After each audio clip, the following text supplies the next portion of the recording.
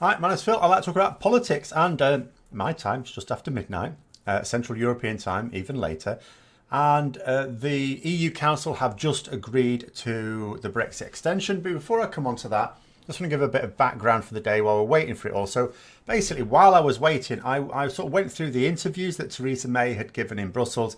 And in one of them on the BBC, she was asked repeatedly what she would do if the council offered her only a long extension, because she was saying, I only want it till June the 30th.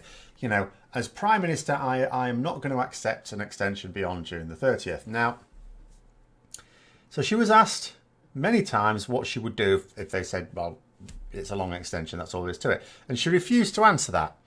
Now, in some ways, it does make sense for a politician not to give an answer to a hypothetical question that could prove divisive. But, you know, this wasn't just hypothetical. It was very likely it was going to be a long extension offered. And it was regarding, you know, not only a likely situation, but one that she was going to have to, respond to within some hours. I was going to say a few hours, but it took more than a few hours to get it all done. So it got me worried that she would be similarly belligerent when addressing the EU Council itself.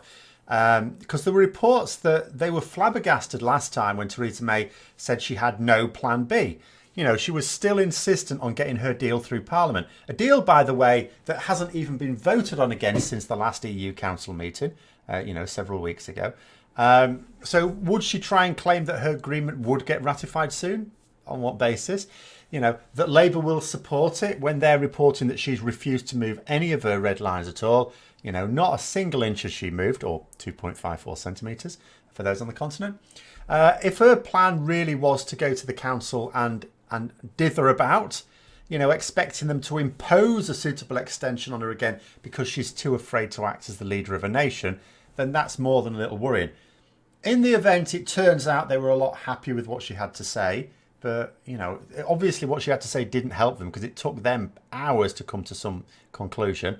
You know, then people were starting to tweet me and post comments that there were subtle hints coming from some unspecified quarters that the extension proposed by Donald Tusk wasn't simply going to be rubber stamped. There were some people not happy about it at all.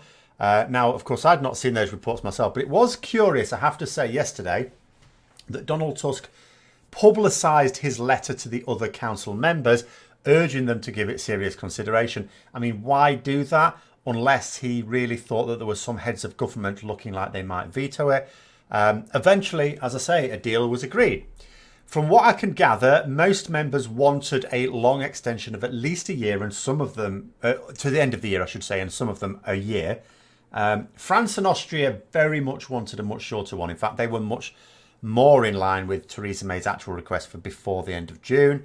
What they ended up with was October the 31st.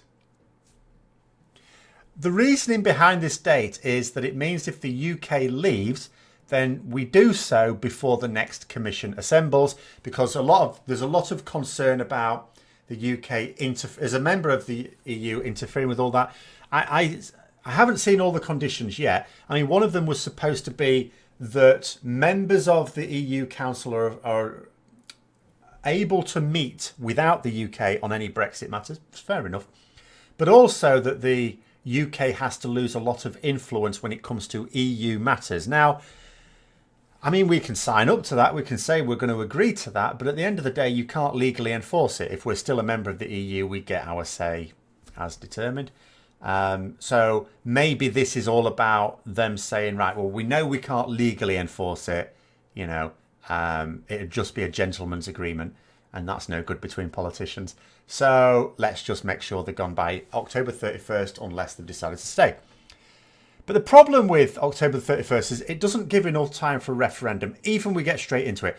The previous referendum from start to finish took 22 weeks. Now, okay, I can hear you saying, well, actually, that is just enough time then. Yes, okay, if we got to it right away, we could have the referendum done by then. And if, you know, the result was Remain, fine and dandy. We revoke Article 50, no problem. But what if it's still Leave? Now, yes, I don't accept that there's a high likelihood of that. But let's say, you know, that then doesn't give us enough time to sort out that legislation unless we've done it anyway by then. You know, if we need to tidy anything up, it literally gives us a few weeks. So it doesn't really give us the time to deal with it, you know. So what does it do? Does it give us time to leave with no deal? Well, we might be spending billions on supposed no deal preparation, but I've not seen much evidence of mitigation from the part of the UK. No expansion of border forces, a laughable attempt to get ferries moving between ports that can't accommodate them, and stockpiling drugs outside the UK. I mean, come on. You know, what else can be done by October 31st? Can we get the withdrawal agreement approved by Parliament? No chance.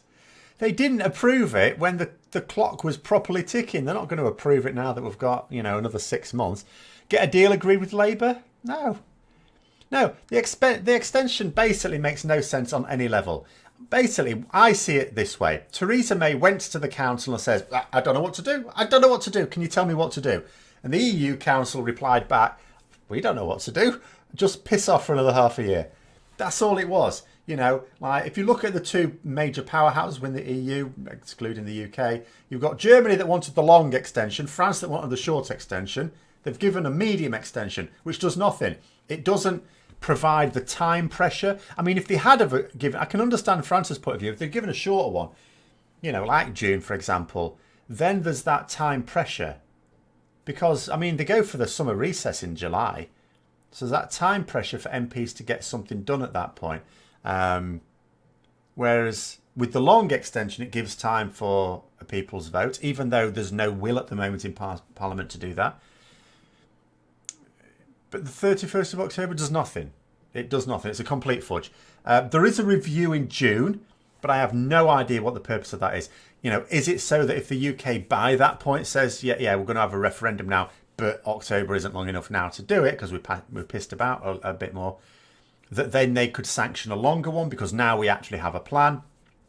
But will the UK Parliament really vote in favour of that without the time pressure?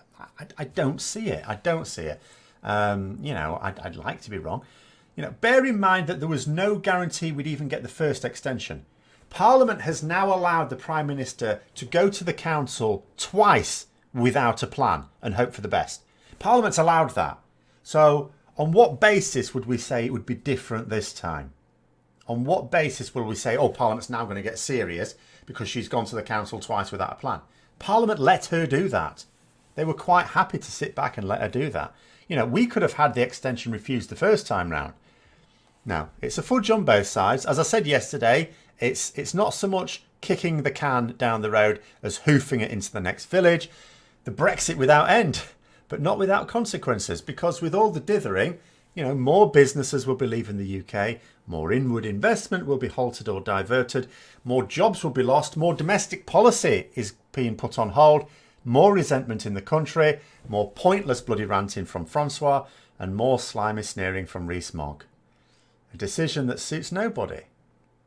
So we'll just see what Parliament says about it tomorrow. We'll see what Theresa May says about it tomorrow. We'll keep an eye on the comments tomorrow. But in the meantime, if you found the video interesting, if not the result, then please click the like button, subscribe for further content, click the bell notification as well. Until next time, I'll see you later.